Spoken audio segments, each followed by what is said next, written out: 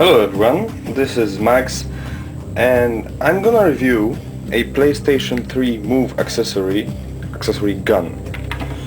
Bear in mind that this is my first review ever and I know my English is kind of funky, so bear with me. Okay, so let's unpack it.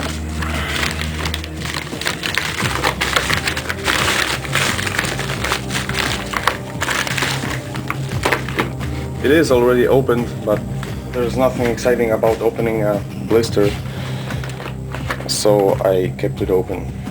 So yeah, this is a VENOM VX Blaster for PlayStation Move. I was playing some PlayStation Move shooters like The Shoot or what was the name? Death Storm Pirates, yes. Also a bit of Time Crisis, but that game sucks, so never mind that. And while this is pretty comfortable, there's one issue with this. I mean, it feels more like a wand or something, not exactly like a gun, so after a while you feel more like Harry Potter than a gunman. So I wanted to get some attachment for this to resemble a gun. I was looking online, I was looking in the stores. I wanted to get the official one and I'm gonna do it later, but this one caught my eye when I was in my local store back in the day, so I decided to order it. It's cheap for what it is. It cost me about 10 bucks with transport, with shipping, so yeah, it's a pretty cheap replacement gun for the official PlayStation, whatever it's called, I don't even know actually. So yeah, let's take a look at it. There is some confusion about this accessory, so I'm gonna clear this up later. But first, let's have a look at the gun itself. Well, it does kinda look cool. I mean, it caught my eye because it looks much better than the official one, at least in my opinion. But with the looks come some drawbacks, but I'm gonna show them to you in a while. So yeah, let's see how it works with PlayStation Move controller.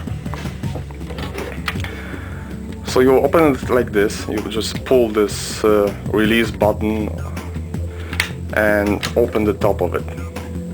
As you can see, there's a place to put your PlayStation Move controller. Pretty easy and straightforward to use. And this is the part where I get to the confusion about the strap.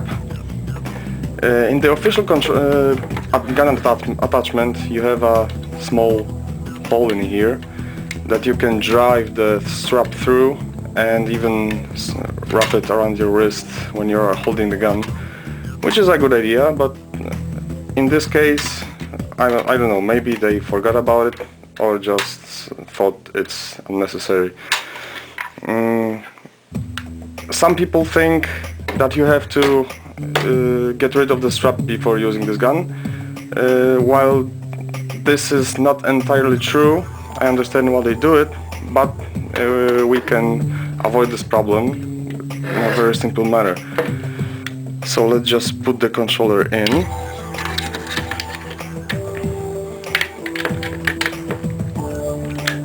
It snaps pretty well. All the buttons should work right now. Oh, maybe I'll adjust it a bit. Okay, now it's great.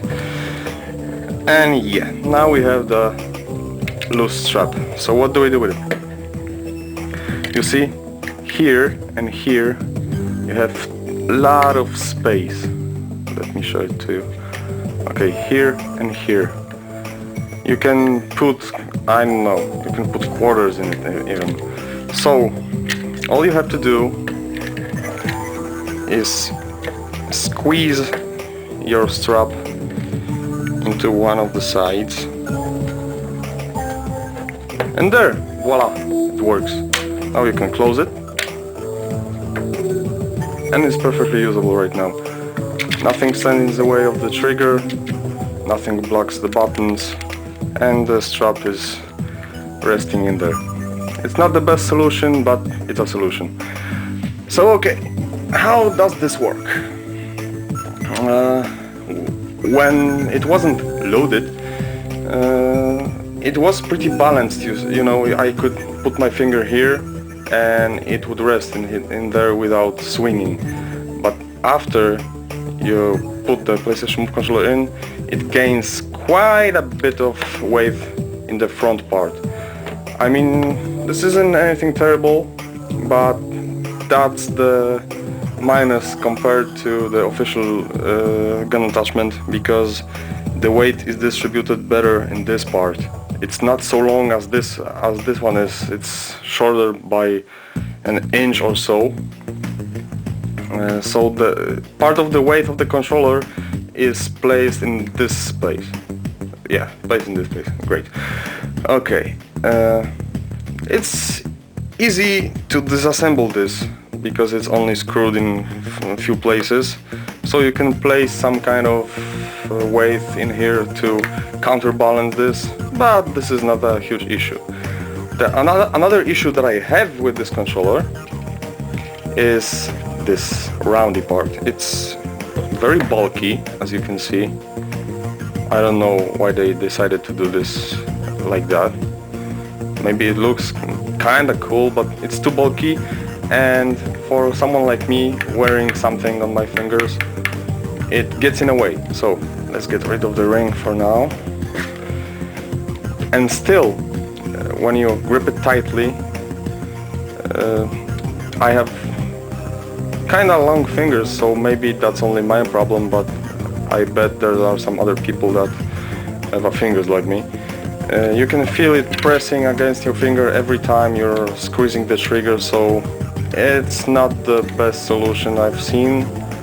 But it works. It's nothing terrible, nothing game breaking, so you can use it without much problem, even with this round part. Now, I don't recommend this for games like Meg or Killzone 3 for a very simple reason. For one, you have a second controller in your hand, whether it's DualShock 3 or 6-axis controller or the PlayStation Navigator. You have this hand is in use, and you would need to use it to press those buttons. This is pretty obvious, because if you don't have a 9-inch long thumb, you can't reach it in any other way than with your other hand. So yeah, this is not for serious shooters like those games I mentioned. This is more like for games like The Shoot, Time Crisis, Western Pirates, when you don't have to use more buttons than this, than the trigger alone. It would be nice to have this button, this move button, moved here somehow with mechanical parts or whatever. But yeah, it's good. It's a good replacement for the official gun attachment, and it works quite well. There's really nothing to break in here. It feels kinda cheap. The plastic is kinda cheap and hollow. It doesn't feel like it's gonna break in your hand, but it's nothing spectacular. But yeah, it costs half of, or even 1/3 of the money of the official one. So if you're looking for something like this, by all means get one. It's nothing spectacular, but it's nothing game breaking also, and it works. It does what it's supposed to do, what's expected of it. So if you like how it looks, if you have, I don't know, rather big hands, I'd say, then you can go for it, if you need a replacement or a cheap version of it. So yeah, I hope you enjoyed it, and see you next time.